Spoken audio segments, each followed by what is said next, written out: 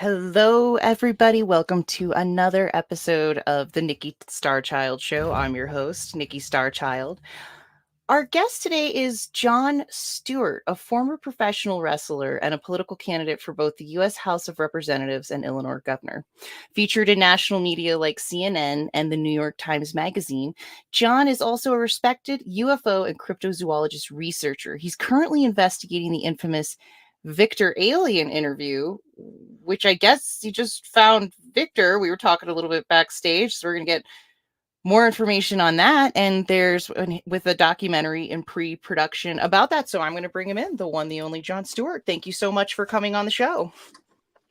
Hi, thanks for having me, and hello to all your viewers. Yes, thank you. Yes, to give some baseline before we jump into the brand new news that a lot of our viewers probably have an understanding of our viewers follow this very closely. Before we jump into that, I just want to give some baseline information to people in the audience, and also while we're talking, maybe give some commentary from you as well. Sure. A lot of this this video came out in the 90s, and it was part of, correct me if I'm wrong, right? Like I want to say Unsolved Mysteries. Is that correct? It was the alien interview from Hugo from It was a special on a television series called Strange Universe, which aired on the brand new UPN network. And this aired in May of 1997. But Victor actually brought this VHS tape forward in late spring, early summer of 1996. Beautiful. And so we have part of that footage here. I'm just going to play it. Okay. You're free. We can freely talk over it while. Okay. So those who aren't familiar with the alien interview that is being discussed, this is the footage of the alien. And this is the footage that Victor had, the original VHS that you were just saying, right? Correct. Yes. And so, yeah, go ahead. No, I was just this is the 3-minute VHS tape that was brought to Rocket Pictures in Beverly Hills in the late spring of 96 by a man that claimed he worked for the government. And he said it reportedly showed a 1991 thought projection interview. They said, okay, come on in. Let's watch this tape. And they sat down and they were gobsmacked because it didn't look right off the bat a hoax. Folks, this was actually a bluish, grainy tint. The darkened room, which does give it a puppet-like feel, this was done by the production company for a television release, just to let you know. This was a bluish, grainy hue. In the foreground, you could see two military men, which you can't see right now. There are the two medics that come in to assist the alien being. This is allegedly from April 22nd, 1991, in the underground facility level called S4, which is underneath the S2 Alpha building, just southwest of Area 51. So go ahead. Sorry. I'm so sorry.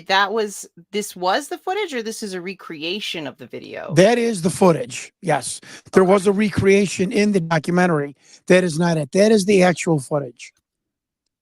Yeah. Okay.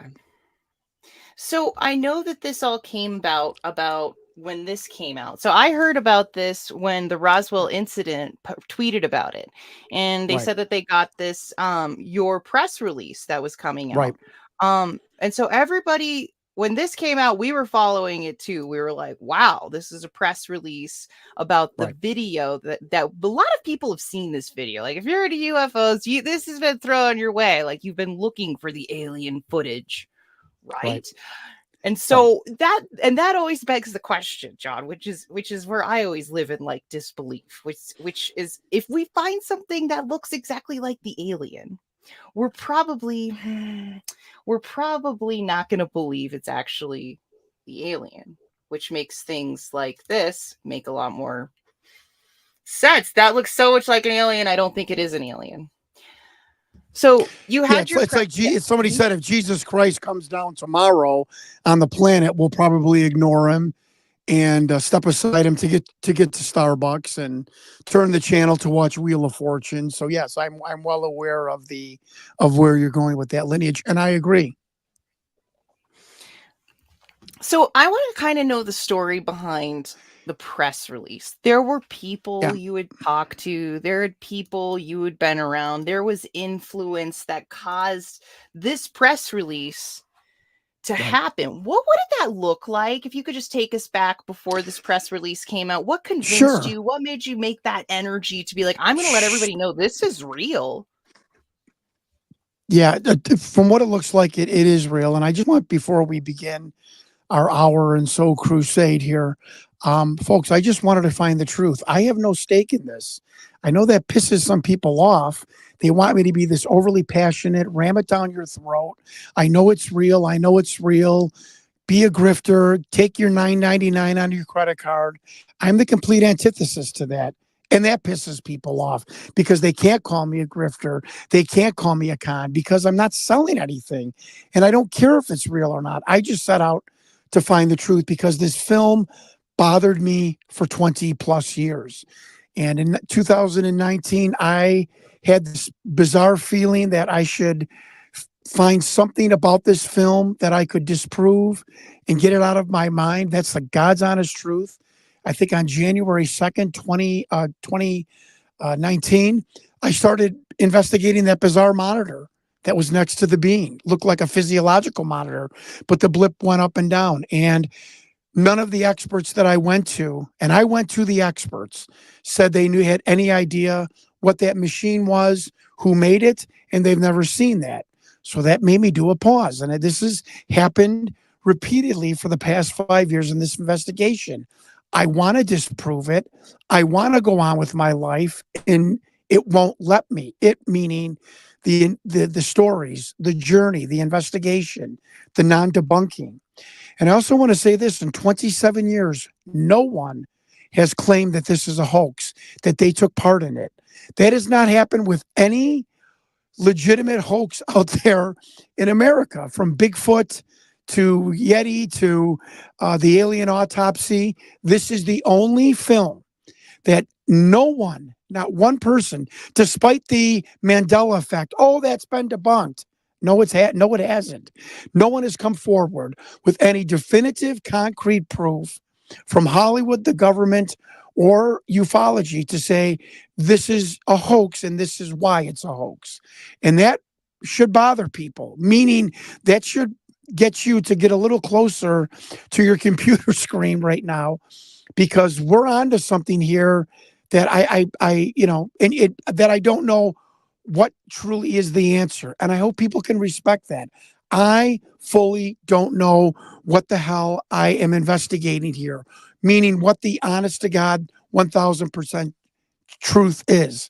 I just found Victor, the real Victor, last night. But that doesn't mean that the film and the footage is 100% real. So, anyways, very quickly leading up to the press release, asking for people's help on the internet, going on podcasts with my head in my hand, saying, I'm not smart.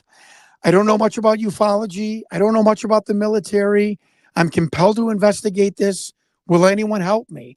Pretty humble, for a big fat pro wrestling guy. To ask for people's help is not in my DNA, but I did. And slowly people started to email me because I gave out my email every podcast I did. And I really got the whole ball of wax from one major leaker who gave me a internal memo report from the Defense Intelligence Agency. The DIA really runs the entire alien program for the control group. And the internal memo was, what was this alien? What was the date? How long did the interview last? Where was it located? What type of gray was this? And the 5 military men in the viewing glass watching this interview.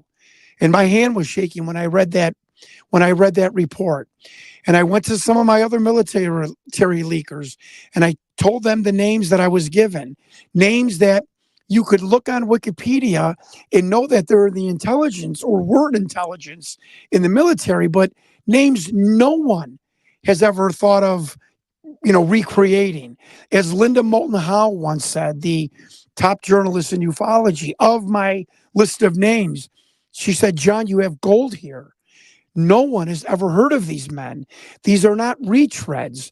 No one could have came up with these obscure men in the military in intelligence and hoax you and put them down on paper. It's ridiculous to even assume that.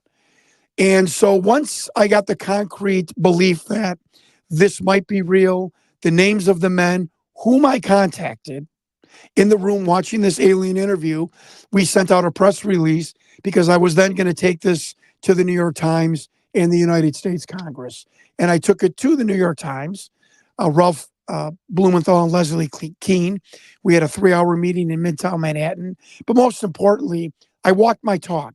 I took this investigation, I took my report, my notes, the still shots of this video to Congressman Gallagher, Congressman Burchett, Senator Rubio, Gillihan, Rep AOC, Marjorie Taylor Greene, Rep Nancy Mace, on and on and on. Came there, flew there like a gentleman to Washington, D.C., and handed over this report and said, I'm Jon Stewart. I ran for governor. I'm not crazy. Here's what I've got. And I was the first civilian to ever officially submit a extraterrestrial report to the United States Congress. And so I'm a little proud of that. And I walked my talk. Yeah. So that's the genesis of the press release. So just two things. First thing, I wanted everybody to know exactly, because I saw this on your website earlier. This is listed on your website, huntingvictor.com, and it says, in an effort to keep our investigation far away from requests for money, we do not accept donations, gifts, or ask viewers to like, click, or subscribe. I thought that was really impressive. So, That's right. You are the real deal. Like you just said. Yeah, I'm into this for 20 grand, right? Yeah. I didn't mean to interrupt you. I'm sorry. I have terrible ADD. No, I'm into this investigation for me all you want. I'm into this investigation for $20,000 of my own money. So if people don't think that I don't have a stake in it, I do. And I don't want to be a grifter. I don't want to be called a con man. So yes, sometimes I sound like I'm selling the investigation. Well, I'm Italian. I'm a pro wrestler. I'm a former car dealer. I'm a former politician. I'm a former salesman. Yes, that's in my nature. The way I talk is very, like I am selling something, but I'm certainly not with this. I'm simply trying to share people my story, my journey, and my investigation of this absolutely crazy film. And one last thing, I can pat myself on the back one more time. I'm sure the skeptics will chime in, but I have done everything I can in the past 5 years to support podcasters, YouTube channels that are in the UFO community, because I think this is really an important grassroots effort to keep this this phenomenon fresh, keep the legislatures on their toes, to know that we have this grassroots platform, the podcast and YouTube channels. And I've donated money to podcasters without asking for anything in return. I've donated money to charities on behalf of the UFO community. I've helped podcasters and YouTube channelers by going on and donating my time to keep this phenomenon going. So, I'm here, with pure heart, trying to every day, as much as I can, help the UFO community take one more step towards total disclosure. That's exactly why you were invited on the Nikki Starchild show.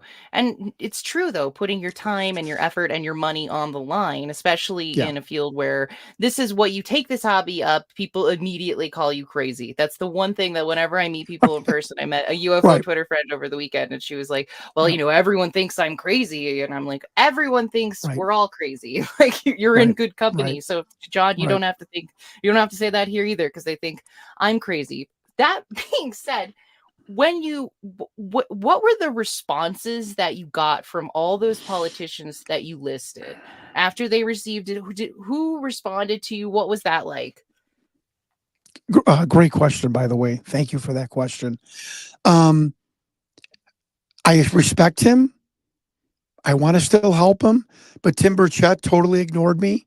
His staff was very kind to me, received on the phone, setting up the meeting to come in and drop off my investigation. And Nikki, I don't know. Please, if I'm wrong, tell me I'm wrong. I don't want parrots out there patting me on the back. When a guy that ran for governor, who's a grandfather, semi-retired businessman, flies to Washington D.C., rents a car, drives to your office, um, do you maybe send him a letter? 2 weeks later, say thank you for stopping by. We received your packet. We'll get back to you. To totally ignore me. All of them did the same thing, totally ignore me. The only person that truly reached out with staff, with meetings, with phone call meetings, with we will help you was my congressman, Brad Schneider. And if the UFO community thinks that Tim Burchett is some hero, he might be. I'm going to tell you something. Brad Schneider of the North Shore of Chicago, that guy literally opened the floodgates for his staff. And I could tell, basically just said to him, hey, John ran for my seat. John's a neighbor of ours. I'm not sure what's going on. We need to help him. So they helped me going to Congress with my investigation. They helped me navigate the whistleblower phase, which we found out I couldn't do anything because I wasn't in the military or a government employee. And a second round, again, folks, Congressman Brad Schneider, if you want to ever write somebody a quick note to say, thanks for helping out in our effort, that's the guy. He also then gave me a staffer to help me fight my appeal to the NSA because I believe the NSA has done electronic incursion on my phone 3 times. So says Apple Corporation. And he gave me another staffer to help me with that until I dropped my appeal. But he has been awesome to me. The rest of Congress, and that's all I'll say. I don't want to speak ill of anyone. I don't want to further the toxicity or the vitriol that we suffer in this community. So that I'll just be truthful on what happened with my rounds with Congress and leave it at that. And that's why I was excited to have you on the show, because I always feel like so many people can dish it out, but they can't take it. And Yeah. I was a little bit like, what if it's a puppet on your, and you were super cool with me, and you were Yeah. open, and you were like, and that's kind of how my friendship with Ashton Forbes started a little bit. Because, you Yeah. question, but when people are kind and respectful and can have a Yeah. conversation without going to like personal insults, these are the ones I see enough. Like, well, you just don't get it, or you don't have the cognitive abilities, or you just haven't researched it. Like, it's always it comes, and if you can avoid those and not do personal insults and really try to dig into the information, that's why I was like, Yeah. all right, like, you're down to just have a conversation. And this isn't the only thing that you are pushing right now, that not pushing, but that you are, I guess, in the know. I don't like saying that you're pushing it, because that makes you sound too much like a disinformation agent. Honestly, it Right. sounds like you're backing and you're pushing, and I don't If I'm a really feel that disinformation way. agent, I'm the worst disinformation agent on the planet because I tell people I don't know, I'm not sure. Please help me. And we'll never know 100%. If that's a disinfo agent, then I guess I'm a really bad one because it's, disinfo people, they go out and contact you. They don't sit back and let you contact them. Usually they tell you, yes, yes, yes, yes, it's all real, or it's no, no, no, it's all fake, or, they push a narrative. I'm not pushing any narrative except telling people my journey. That's all I've ever done. And of course, telling people to use some logic in some of the investigatory stances in aspects that have been shown to me. Like at some point we're going to have to use some common sense and when Whitley Strieber comes on, and I'm not jumping ahead here, but just a case in point, I don't know about the monitor until a month ago when Whitley Strieber, a very respected man in our community, says, I think this alien interview was real. I'm going to tell you why. Do you see that green blip? I saw that green blip out of the corner of my eye when I was writing the book Communion. I think it's a way the beings communicate with human beings. Now, I never told a soul about that green blip that went up and down, not horizontally. My question is, how does a second-tier video production company know that I saw that green blip when I was writing the book Communion and I related that to aliens? I, quote, Whitley Strieber, told no one. So this is where I say we have to use a little bit of common sense. We can't whistle past the graveyard on this. We have a man saying he saw this in a counter with beans while writing his book, and now it shows up in a alleged hoax video. Folks, that's when I have to say, that doesn't make sense. That doesn't make sense. And that propels me towards saying, what the hell is going on with this film? What is going on with this film? And I took a still frame real quick of the object that you're talking about that Whitley Strieber said he saw, and that's in it. So for those of you, we watched the video a little bit before, and if you go back, you can kind of review it, but there's this blinking object near the alien's head. And this object, like you were saying, has brought a lot of weight to it. Whitley Strieber has seen it. Whitley Strieber also has this alien implant in his ear. I keep this in my overlays because I just think it's fascinating. He does. He has an alien implant in his ear. So the other thing that I wanted to delve into, because not only are you in it with this and learning and trying to expand with these topics, but you're also, because I was doing my show and I was like, we talked about this with the interview, and we report quite a bit or talk about quite a bit the things going on with Lockheed Martin, how, there's all these reproduction technologies that are happening. And we were watching it. I can't remember. I think it was 6 months ago. You were on, I want to say it was that redacted. Yeah. And you brought up the JSOC verse. Right. They had kept the non-human craft and they kept it secret from the government. It was a reproduction vehicle. And then actually 2 people died from this. Allegedly. There was a firefight, allegedly, from this whistleblower that you had heard from. Yes, correct. And he was willing to state his name too, wasn't he? I feel like I found his name too. Well, his first name and his last name's first initial. He was willing to meet with me. He did. And I gave everyone the email. Once someone said that, one person said that I created this story for attention when a week prior, I got voted second in the Iowa straw poll for Libertarian candidate for president of the United States. I'm not bragging. I'm just saying, like, attention. No, I mean, this whistleblower named military companies that I've never heard of. I asked questions. He sent them back to me. It was a real give and take, back and forth, and then he disappeared. But I certainly didn't make up the story, create the email. His name and likeness is on LinkedIn, and he resurfaced again about a month ago, wanting to know why his emails are on the internet and if I could help him take them down, and then he disappeared again. So he's real. I just don't know if the story is real. I think there's elements of the story, like aerospace companies having their own recovery team. Of course, that would make total sense. That JSOC doesn't operate inside of America. We have 3 or 4 inside military people that said, no, JSOC does operate inside of America. And I don't think you want to know what they do inside of America because it relates to the UFO phenomenon. So there were elements. And then last week, we find out that a manuscript submitted to DOPSR, which is the government department that reviews all kinds of publications that military people would like to put out into the public, whether that be an essay, a editorial, a news article, or a book or a movie. And the manual was called Sentinels of Ether. Very stupid name, very poorly written, but it's got elements of this Lockheed firefight in that manual.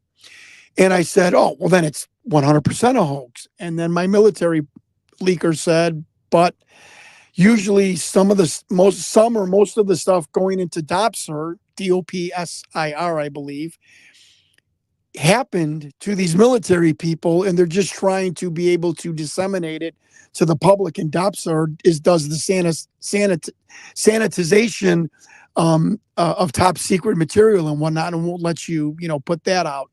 So I've been told that that it's possible it did happen to some degree, maybe a skeleton version of it, because why would somebody submit that to the government to be allowed to turn it into a movie? So just bizarre stuff that's way ahead of my pay grade. And I said it then, I said it now. It's a crazy story. I don't believe most of it, but I do believe there's a lot of elements that are true. Well, yeah, and then that's why I bring it up, is because so much of this, it's so hard to look at the alien interview and be like, this is real, right? And then you get into other things that sound very real and very dark. Tucker Carlson's talked about how there are currently cases going through the VA about some people who have been damaged and died related to UAP craft. That was at the beginning of the last Joe Rogan podcast with him. That's right. Yeah, you're going to want to follow that whole scenario of the government getting sued for brain damage from soldiers encountering these non-human intelligence, alleged non-human intelligence. Uncle John will tell your viewers as coffee talk conversation. Keep your eye on that. Trust me.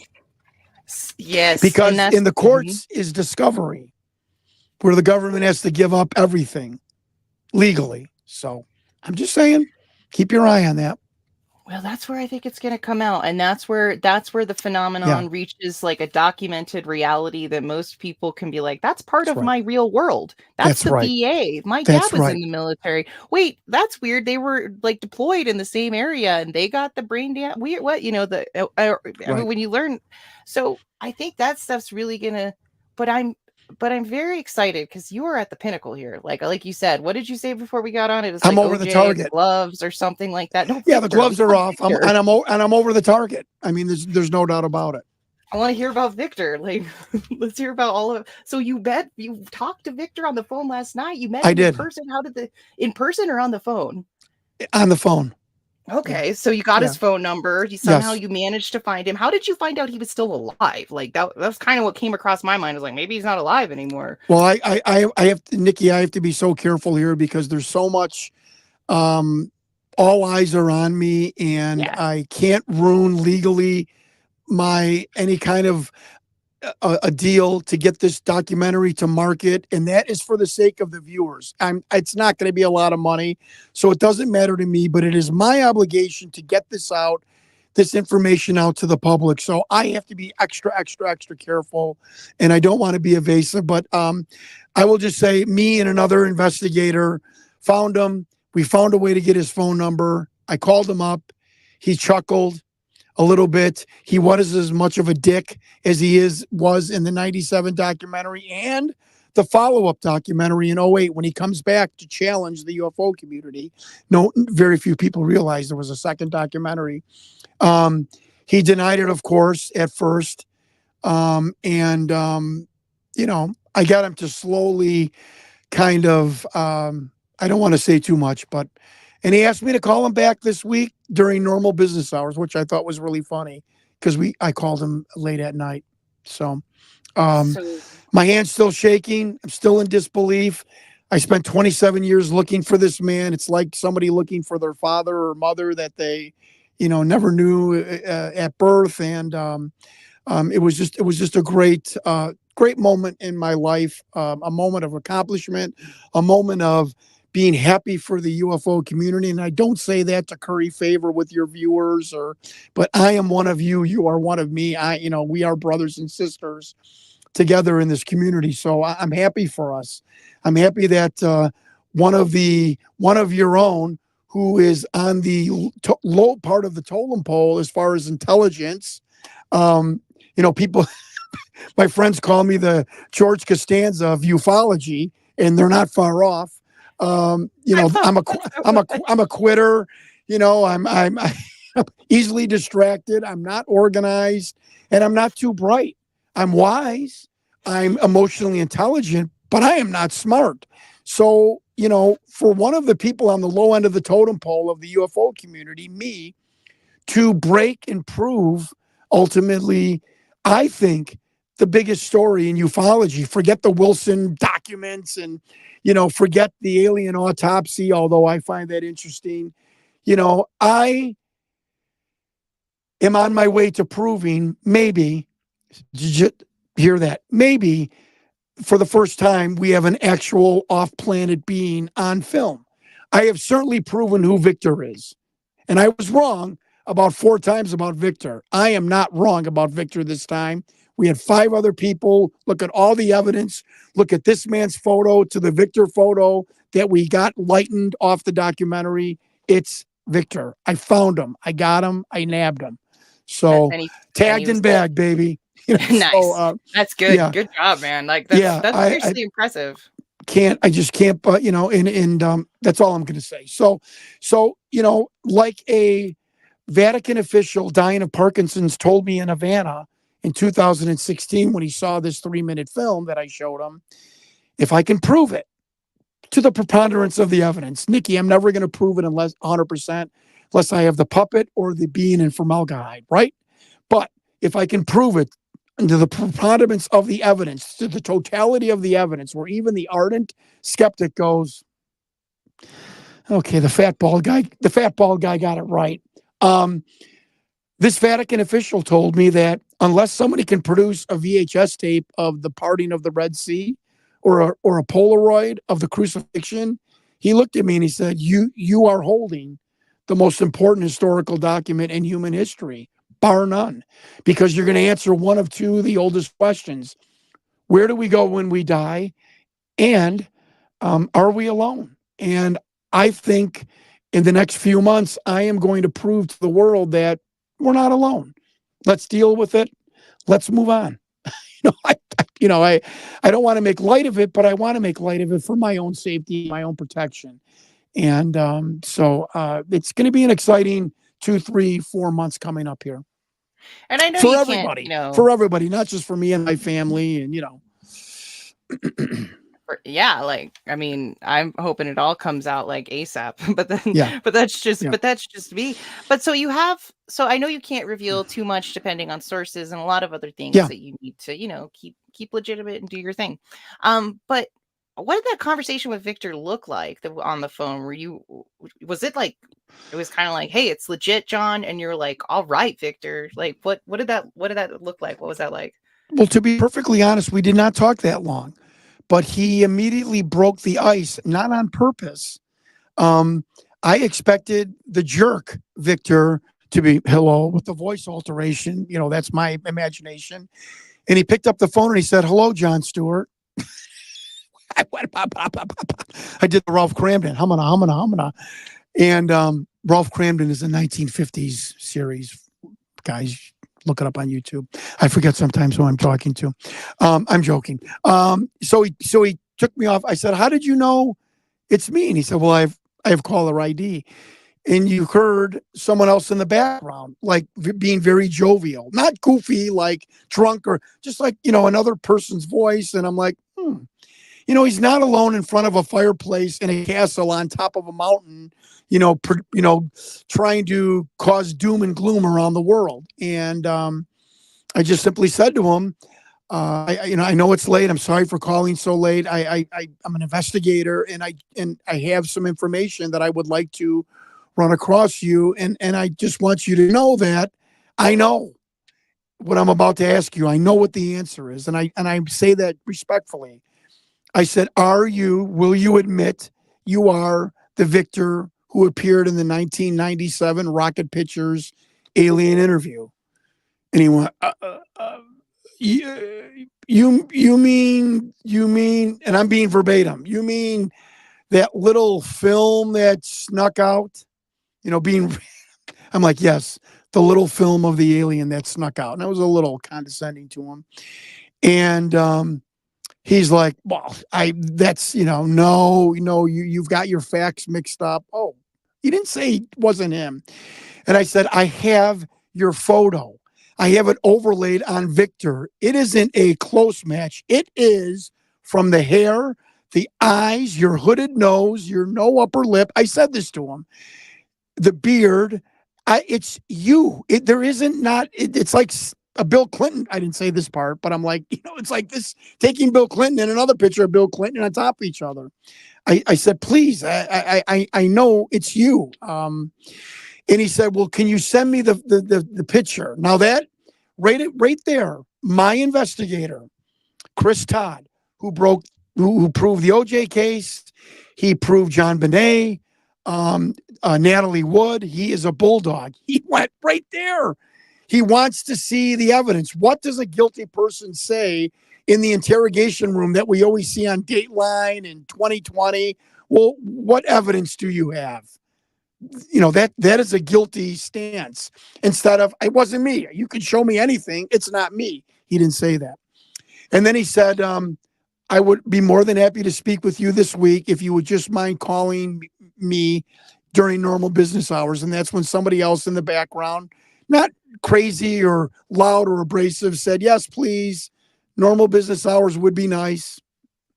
And I said, I will do that. And I thank you for taking the call. And he would, kind of chuckled. And he said, I'll talk to you later. Wow. I expected, him to speak in French like he did in the '08 and start talking about the end of the world. I did not expect a happy-go-lucky Victor, so to speak. So, yeah. Well, so that's about what I can say. And that's the goal of your documentary. That's what your documentary is that you were trying to do. Yeah, Hunting Victor. It's in production. Yeah, so this is the website, you guys, Hunting Victor. It's the worst website on the planet, so don't make fun of me. No, it's fine. It's good. It's great. I love it. Yeah, but you talk about, that's the whole thing, is where you're looking for Victor, because Victor can confirm the validity of it. His name isn't Victor, though, right? Victor's the alien pseudonym, went by in the movie or in the original film from the 90s. It's a pseudonym, and the director told me. The director of both documentaries, who I've been communicating with for 3 years, he won't give me the full scoop, but he's like, do not waste your time looking into the meaning of Victor. We just randomly pulled it out of a hat. I'm like, okay, great. Thank you. That saves me a month of, consternation and thinking and, so yes, Victor is not his real name, of course. Right. I just want to clarify for the audience. And Nikki, another thing, I think what's important for your viewers to understand, for 27 years, Hollywood, the government, and all of you in ufology, everyone from the top echelon down to the casual observer, have all told me for 27 years, you find Victor, you prove the video. If you can prove they just hired an actor, well, we know it's fake. Usually, we could probably say it's fake. But if you find that Victor was a government employee, that he was in these programs or whatnot, now we've got the cat put back amongst the pigeons. Well, I've proven, I know for a fact he's not an actor. I've proven that tacit work with the government and these special access programs. So I ask Hollywood, I ask the government, and I ask ufology. Well, now what are you going to tell me? Now what? He's not an actor. So now where do we go? Is he going to come forward with his real name then? Well, I will. I'm going to come forward with his real name. Hell yes. With his real name in the documentary. With his real name in the documentary. Oh, yes. Wow. I'm excited. I'm coming forward with some of the names of the men that are in the room. This is the problem. I don't want CNN trucks and ufologists knocking on the door of a retired vice admiral that I think is a gentleman, who did email me, but cut me off once he knew what I was investigating. I don't want an 80-year-old widow, the widow of the doctor on the alien's right, our left. That's a fact. She identified him. So did her daughter, his stepdaughter, identified the doctor on the alien's right, my left. I don't want ufologists at her door asking her questions. So I am in a real pickle here. I'm a sensitive person. I have a tremendous amount of empathy. I'm a Pisces. I had a very loving mother. I'm very empathetic. I don't want these people to have any kind of incursion in their life, and I don't know how to solve that without giving their names out and whatnot. I'm in a real pickle with, not wanting these people's lives disrupted because they've done nothing wrong. The vice admiral, the naval captain of intelligence, the telepaths, these people have done nothing wrong. They were thrown into this alien interview and retention program. They probably didn't ask to be there, yet they did their duty. So I've got some long nights ahead of me of how to, and I'm trying to ask people, lawyers, the production people, my production company. We've been batting this around for 4 or 5 months, how to get around this, or I don't know if there is a way to get around it without coming out with their names and stuff. And we're not accusing them of anything. We're just, tagging that they were at this facility and whatnot. So, so that's the real problem with the whole video. Is for me is outing these people. The biggest problem, and I don't know if people will believe me, but it is the truth, but it sounds oxymoronic, is that if I could prove this was fake, and folks, I raise my right hand to God. If I could prove definitively that this was fake, like if somebody had backstage footage of everyone setting this up and the animatronic people behind the wall, I could have sold this to Hollywood 4 years ago. But the fact that there is a possibility that this is real and growing by the day that it could be real, Hollywood is terrified of this. They don't want the truth. They don't want a scared, viewership. They want a titillated and a viewership. They want an amused viewership. They don't want to scare the shit out of the people watching their programming. This was said to me by a TV executive. So this has taken time because we can't prove that it's fake. And I'm my right hand to God on that. If I could prove it was fake, this would have been on TV on Netflix 3 years ago. So we got some problems to cross, some hills to cross. On Twitter, they had some questions for you about the medical about the medical procedure that they're doing right now. Go ahead. Just like, some people say they don't think, I don't know anything about medical stuff, so I really can't say. But some people say it just doesn't look like medical people. Okay. It looks like they're pretending to be medical people. Let me tell them for everything that I've known. Number one, why don't they get in front of the alien to tend to him? 2 reasons. There was a table 6 inches from the alien's thorax, his chest. You couldn't get in front of it. Number 2, they are documenting this for the audiovisual department of the Department of Naval Intelligence. If you're cutting open the skull of a alien being, and all these generals and colonels and intelligence officials are watching back in Washington, do you want to get totally into the shot, so to speak? No, you would do whatever you could to maintain the integrity of the subject matter.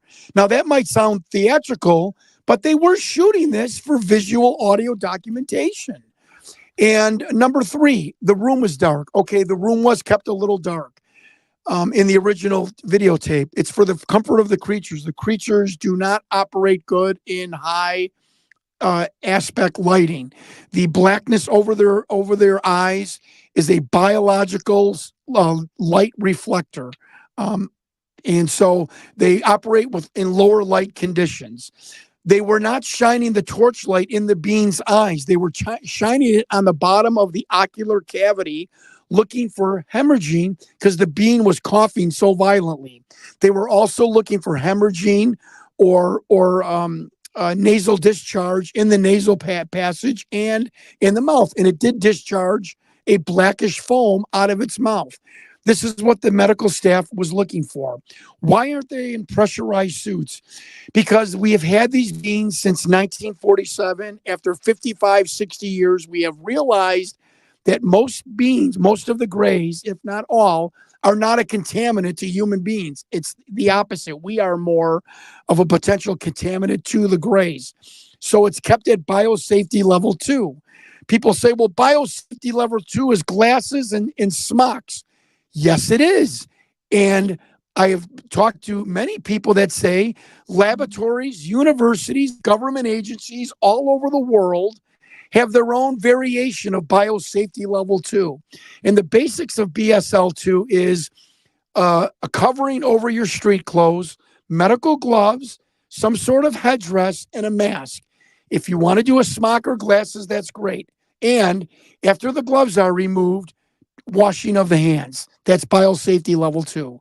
And there are variations. But, the haters and the skeptics, want to, they should have smocks on. And if they had smocks, the haters would say they should have pressurized suits. I can't. But I've talked to many people now in the past, 3 years. There are many variations of biosafety level 2, period. And let me see what else what everybody else about the medical staff. And I talked to the widow of the doctor on the aliens right. Yes, it's a little blurry.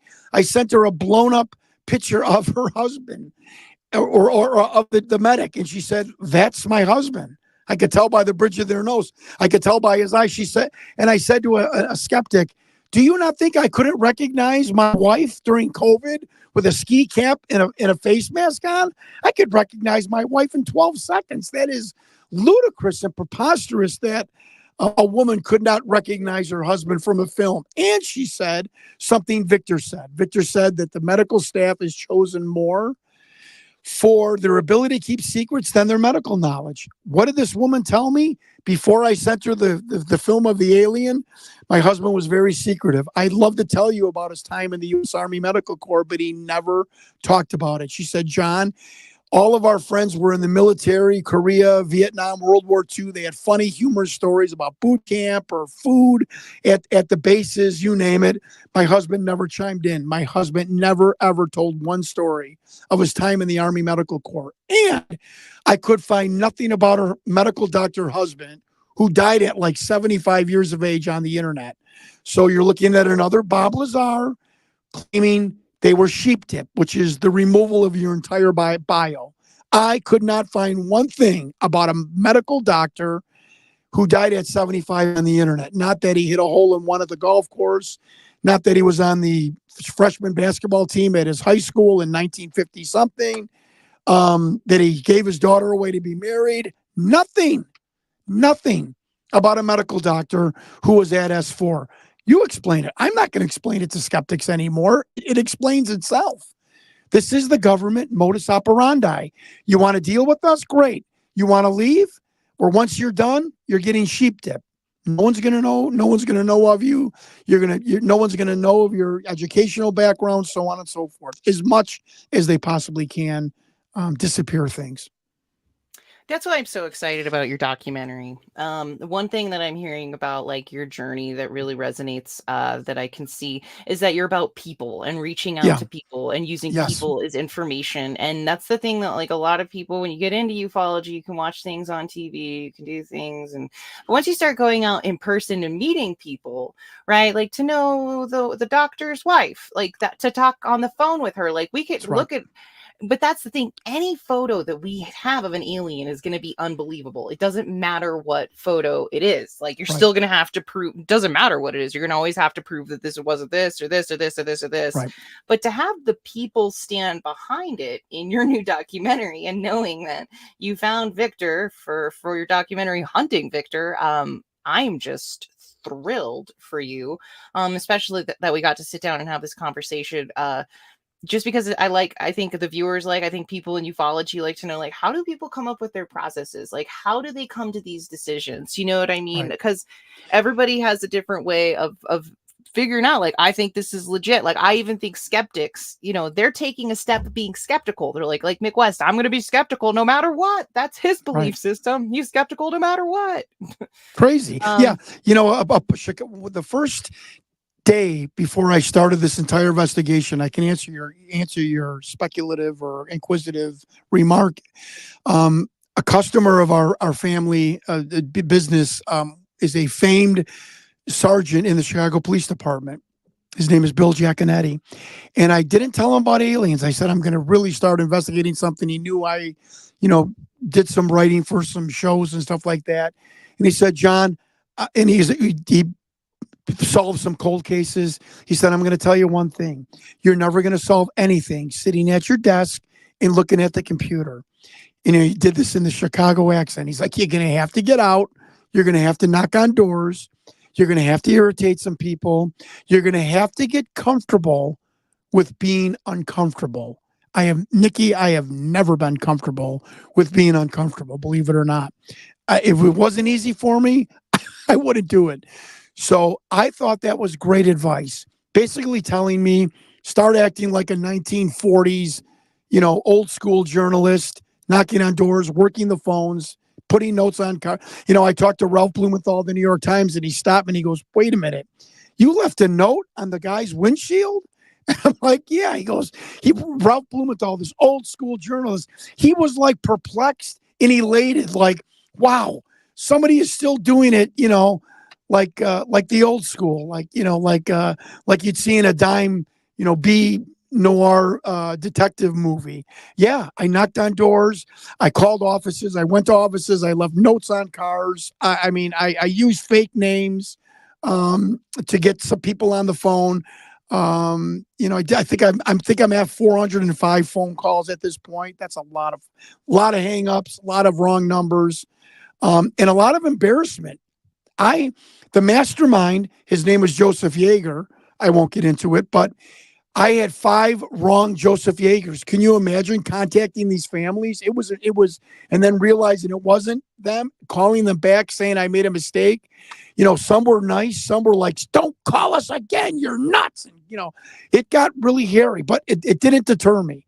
It didn't deter me from doing old school journalism. And God damn it, I did it on this investigation and it worked.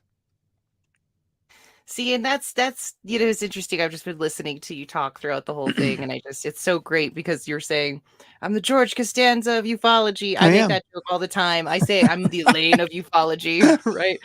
And I'm also a Pisces, so I understand that a little Yeah. bit. You know, but the thing about these videos and them coming out and touching base with people who are in them and collaborating with it and trying to find the information. If Right. anything, that's what I've noticed. People will throw stones at you when you're just trying to look. And trust me, we have had our share of ridicule like nobody's business. And God bless you for being a guy who goes to Washington that does this. I can barely tell my Yeah. coworkers. Yeah. They're like, what? But it's like it's the same reason I get driven into it. You get driven into it. There's something here. Like there's a reason you left a note on somebody's car. Correct. Because if you don't do it, John, who will? Right? Like that starts to become the question. Like there's an implant collection of Dr. Roger Lear that they have all the implants, the alien implants that Dr. Roger Lear ever had from patient 18. He was the big implant guy. That implant, if they're sitting in somebody's attic right now, and there's tons of people all over the world who'd want to study it. And so it's all about just getting there and the Yeah. ridicule. Right. The ridicule is real. Like you're talking about, being concerned about the doctor's wife because she's a widow, right? And her being ridiculed and people coming to her doorstep. That's real, John. People are going to Kirkpatrick's doorstep and being That's right. like, you're into UFOs. I'm a UFO fanatic. It's getting weird. We're getting to the point of like regulation with this kind of stuff that people are doing online. Ridiculous. And so that's also a conversation that's been happening, and it's sad because that's because of the ridicule in this field, and there's so much actually going on that and I just thank you so much for being in the field. I am so glad you came and sat down with me and we could have this conversation. You are true blue in my mind. Thank because you're you. going out there and you say one thing that's so dang important, and it's that you say, I don't know, I got a hunch, you guys, and I can't let go. And that's how I feel. Like, I Yeah. don't know either. I've got a Right. hunch and I can't let go. And also, God bless you, because you aren't somebody who comes in and says, well, I'm the smartest person here. Right. That's That's not me. exactly the first person I don't listen to. The person who I'm Right. like, who thinks they're the Right. smartest one in the room? Because I am not Right. going to listen to a damn word you say. Right. Right. It scares me, actually. But yeah, so I don't The know. Dead Sea Scrolls were found by a sheep herder's 14-year-old son screwing around with his buddy. One of the biggest anthropological finds in the world was found by the archaeologist's 12-year-old son. The Watergate, the taking down of an entire presidency was undone by a piece of masking tape on a door. So, you know, it might that the alien phenomenon might be proven by an average guy with below average intelligence, but a heart and a tenacity and a belief in himself and in the community and what he was doing. And that may be me. I don't know. We'll see. No, Time will you're tell. incredibly smart. You're very well spoken. Gosh, you know what you're doing. And the fact that you say, like, I don't really know, but I've got a hunch, just shows how smart you are. Yeah. But I'm really excited about your documentary. Is there anything else you want all the viewers to know? I know you have the documentary coming out. I would think that's taking up a lot of your time, or anything else that's going on, or where you'd like them to find you. Yeah, if you just want to, if you have anything that you think might still be pertinent to this investigation, and this has really helped me in the past 4 years doing this, is my email, or just go to huntingvictor.com and it's got a page where you can contact us, and that email will get sent to me, and any information you think you might have that's pertinent, just go to huntingvictor.com and look for the contact tab, and I'm really, really good about answering emails. So you will not be ignored if I can, if it's not, it doesn't go to my junk mail. And I sincerely thank you, Nikki, for having me on your show and being a great host. And to all your listeners and viewers, I say this always. God bless all of you. God bless all of your children, your families, your friends, and let's stick together. Let's be good to each other. Let's be kind to each other. Even though we might disagree, we are all in this together. And the only way we will move this forward and solve this phenomenon is together, not by one individual. So remember that. Thank you so much for taking the time out of your life and day to do this. I'm just going to put you into the backstage, and I'll be right with you in just a second. Okay. Wow. So we just had Jon Stewart on. We just talked about the alien extraterrestrial interview. He found Victor. And Victor is legit, and he's coming out to say in the documentary what his real name is. He was there. Victor was there when this was filmed. Could it be real? I do not know. Could it be fake? I do not know. But what I do know is that Jon Stewart's a smart man. Kind, intelligent, and really had nothing to hide. And I really think that it's people like Jon Stewart in this community that really, really make it. It's easy to throw stones at people. It's incredibly easy to throw stones. It's much harder to be the person that believes in what you're doing and to be able to take those stones as well and to keep going. So I got a lot of respect. You guys let us know what you think down below. Do you think the alien interview is real? Do you think it's fake? What do you think about ufology? Whatever you think, let us know down in the description. And also check out some of my other videos that are going to pop up here into this corner in just a wee bit. Other things that I've been doing, Ashton Forbes interview. That's what I'll try to do this. We're trying to make sure this works. But other than that, thank you guys so much, every single one of you. I love each and every single one of you. God bless you all. And I will see you again on another episode of the Nikki Starchild Show. Peace.